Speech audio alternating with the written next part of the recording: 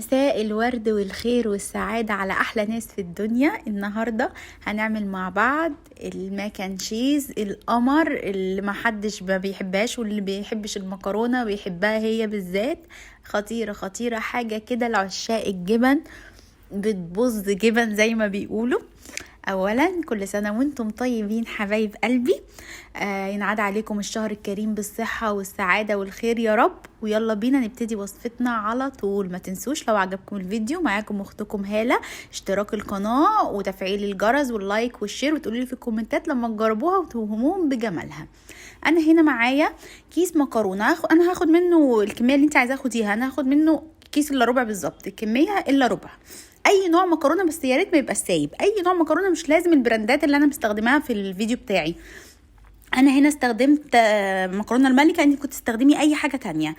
وهنا معايا الكيس الجبن ده، انا لقيته في كارفور. انت ممكن تجيبي اي نوع ميكس جبن، ممكن تجيبي 100 جرام اقل من 8 كيلو بشويه تشيدر حمراء، على 100 جرام تشيدر صفراء، على 100 جرام موتزاريلا، وتطلعي احلى ميكس جبن. بس انا اللي ده لقيته ميكس جبن، هو كان رومي وتشيدر وموتزاريلا، فقلت اجيبه. يعني هو 500 جرام اصلا فكتير، انا هاخد نصه بس.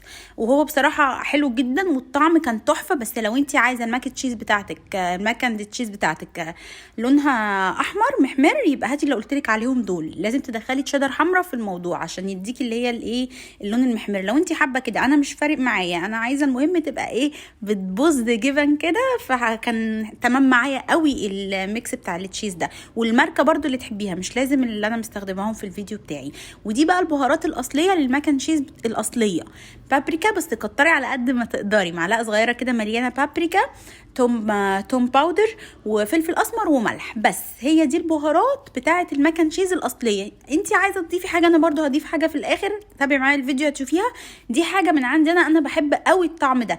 بس انت مش عايزه، هي دي الطريقه الاصليه والوصفه الاصليه للماكن تشيز. ومعايا طبعا لبن للبشاميل. عاوزه تضيفي كريمه ضيفي، بس انا بحب بحبها كده، يعني بحب طعم الجبنه تكون هي اللي طاغيه. واللبن في الماكن تشيز مش لازم يكون بلدي. وانا بصراحه بفضل البشاميل اللي على البارد في الماكن تشيز، لان الجبن بتبقى دسمه جدا. فمش ضروري يبقى معايا ولا كريمه، ولا ضروري يبقى معايا لبن بلدي، ولا ضروري يبقى معايا سمنه تتحمر في الدقيق، لان الجبن زي ما قلت لكم بتبقى دسمه جدا. فانا بصراحه بحب على قد ما اقدر، وكمان بتبقى اطعم بكتير قوي قوي. اللي جربها بالطريقه دي هيعرف ان الماكن تشيز بالبشاميل اللي على البارد اطعم بكتير لما تشوحي السمنه في البشاميل في الدقيق. انا هنا حطيت كوبايه ونص من اللبن، وخدت نص كوبايه، هما كانوا كوبايتين لبن اللي انا هستخدمهم في الوصفه بتاعتنا. حطيت كوبايه ونص، وبعد كده خدت نص كوبايه دوبت فيهم معلقتين من الدقيق، وبعد كده قعدت ادوبهم ونزلت بيهم على بقيه اللبن بتاعي. وبعد كده حطيت البهارات بتاعتي، وهنقلبهم كلهم كده مع بعضهم. خلي بالك الملح بتاعك يبقى قليل جدا، الملح بتاعك تاخدي باله منه جدا. رشه ملح ورشه فلفل اسمر ورشه توم باودر، رشه ملح علشان خاطر الجبن بتاعتنا اصلا مملحه، فما تزوديش ملح عشان ما ترجعيش تندمي في الاخر.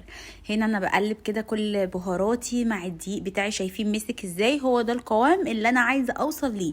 معلقتين دقيق على كوبايتين من اللبن هيدوكي القوام القمر. حسيتيه تقيل قوي معاكي، زودي لبن بس بالتنتوفه، فاهمه؟ يعني بالمعلقه كده. انا كان مظبوط معايا، وهزود برضو حبه لبن كده عشان حسيته تقيل قوي بعد ما حطيت الجبن. زي ما انتوا شايفين انا هنا على نار متوسطه.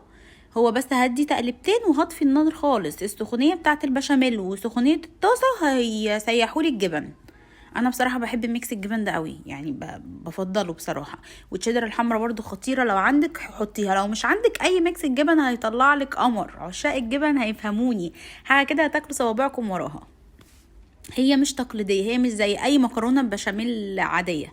هي خطيره خطيره خطيره، حرفيا خطيره. انا حسيت هنا بعد ما حطيت الجبن ان القوام بتاعي تقل. انت ممكن على فكره تحبيها تقيله كده، بس انا حبيت اخففها شويه. بس عادي لو كده تمام. عايزه تحمريها شويه زودي بابريكا، انا ما كانش فارق معايا، عادي مش فارق معايا. لا اما زودي الجبنه التشيدر الحمراء، انا ما كانش فارق معايا. المهم عندي انا الطعم بصراحه.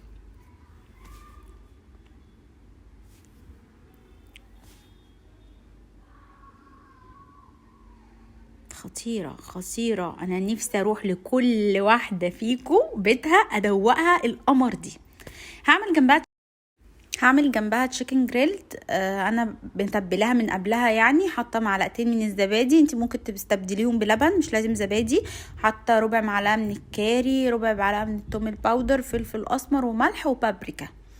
انت ممكن تستغني عن التوم الباودر عادي، بس انا بحب الطعم بتاعه. وحاطه رشه ريحان، انت برضو ممكن تستغني عنه عادي جدا، تحطي ملح وفلفل وكاري وبابريكا وزبادي. بس الطريقه دي في التشيكن جريلد جامده جدا، مش قادره اقول لكم حلوه ازاي، حرفيا هتدمنوها. وبسيبها طبعا نص ساعه، انت ممكن تسيبيها قبلها بيوم. يا سلام بقى، يا سلام لو سبتيها قبلها بيوم كده، تاخد من طعم الخليط حاجه قمر. بس انا سبتها قبلها بنص ساعه بس الصراحه.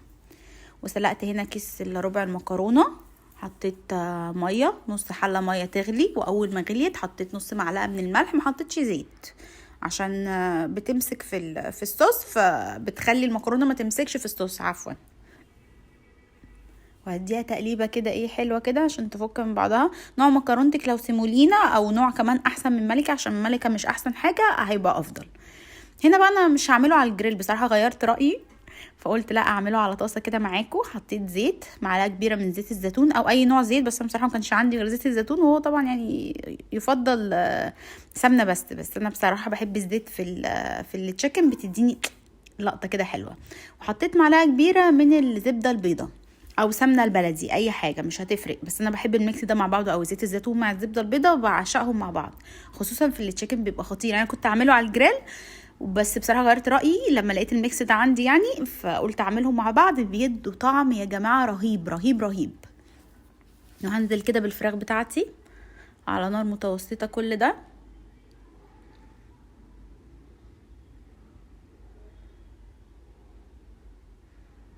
حاجه كده قمر، انا عايزاكم تجربوها، تجربوا الماكن تشيز مع التشيكن بالزبده البيضاء وزيت الزيتون مع الخلطه اللي انا عاملاها دي. تحفه تحفه تحفه، بتخلي الفراخ الزبادي مع البهارات اللي قلت لكم عليها، بتخليها جوسي وطريه جدا، وتحفه بجد، احسن من القلي. واللي ما عندهمش اير فراير، ما عندهمش اللي هي القلايه الهوائيه، بنتعب من موضوع القلي كل يوم في رمضان ده، سمبوسه وقطايف وجلاش، بنتعب بجد، يعني بطننا بتستجير.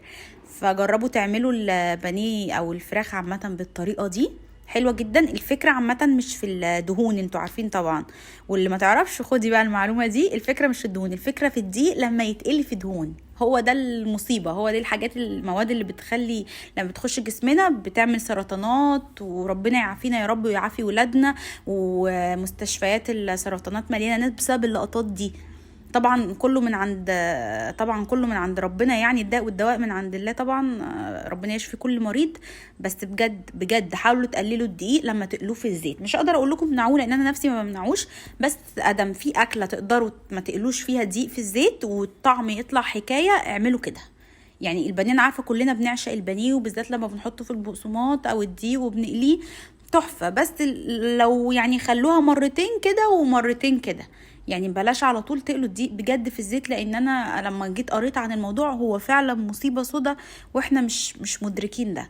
فبجد يعني لو كده حاولوا تقللوا من القلي قوي قوي قوي، يعني حاولوا تقللوا من قلي النشويات في الدهون، وبجد الطعم بيطلع تحفه والله. المهم البهارات والطريقه اللي بتعمليها بيها، وطبعا تبقي مهديه النار عشان ما تتحرقش. هنا انا بقى نزلت كده مكرونتي بعد ما اتسلقت، اديتها 3/4 سوا. المكرونه ما تتسلقش قوي عشان طعمها بيتحول، ما بتبقاش حلوه خالص. تديها 3/4 سوا كده، اللي هي بتشد سيكه. وتنزلي بقى في التشيز بتاعتنا القمر، حاجه كده وهم وهم وهم، حرفيا هتدعولي، انا واثقه انكم هتدعولي لما تجربوا الوصفه دي. بجد فطار خفيف، ما خدش مني 10 دقايق في المطبخ، يعني عشان كده قولي ربع ساعة، سهل وخفيف والله. وشكروني وقعدوا يقولوا هو ده الفطار المظبوط بعد المحاشي والبط وبعد الليلة والدهون الكتيرة وتعب المعدة ده. حاجة كده خفيفة، والبشاميل بتاعنا على البارد، والفراخ بتاعتنا معمولة كده في زبدة بيضة طبعا صحية جدا. حاجة كده خفيفة وتحفة، حرفيا هتدعولي. يلا قومي هاتي حاجتك واعملي الفكرة دي في فطار بكرة، وتعالي قوليلي بقى ان هم